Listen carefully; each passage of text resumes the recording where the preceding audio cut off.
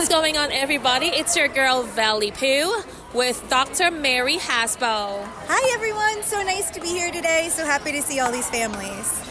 So, as someone with autism, I've been to ABA therapy, if you're familiar with that, because that is the most discussed topic and it's become controversial. What was your viewpoint about the ABA therapy? So ABA therapy is an evidence-based, scientifically proven intervention. It has a lot of research behind it. The U.S. Surgeon General has approved it. But obviously there's always different sort of approaches. You have different people providing different things in different ways. And so that really sort of resonates, in multifaceted ways with people. So when I think of ABA therapy, I always think of who am I serving? Yes. How am I creating a relationship with this person, and what is the goal here? And so we try to create systems and interventions that not only support the individual, but create positive environments for them to be in. So if I'm coming in to provide a behavioral intervention, I am going to make sure that that person feels good about me coming in, that they are positive about what we're doing, and not only that, it creates a really beneficial outcome for them. How will you mentor up-and-coming behavioral analysts who wish to work with people in the autism spectrum?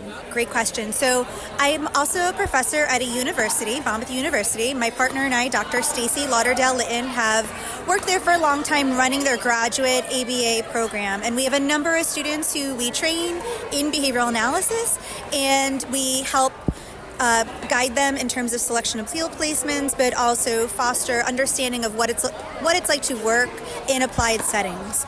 Our goal, not only when we're training others, but when we work with people out in the field, whether it's in the home or in the school, is looking at the system that you're in and really focus, like if you're in the home, that you focus your services not only on the child, but how did you help that family, right? Did you leave it better than when you came?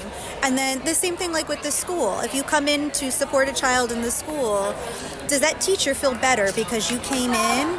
And whatever it is that you did with them, they're able to do as well. Workplace nowadays doesn't understand autism.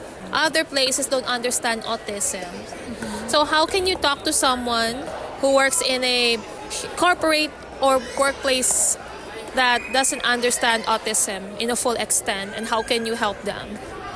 First of all, they should know that individuals with autism are some of the best employees that you will ever have. And it is because individuals with autism love routine, they love structure, they love order. And so when it comes to following rules and really adhering to the workplace structure, they are probably some of your best fits for that environment. So I think one of the things that really is important is for the workplace environment to know what the strengths of the autism community is, but also what an individual is.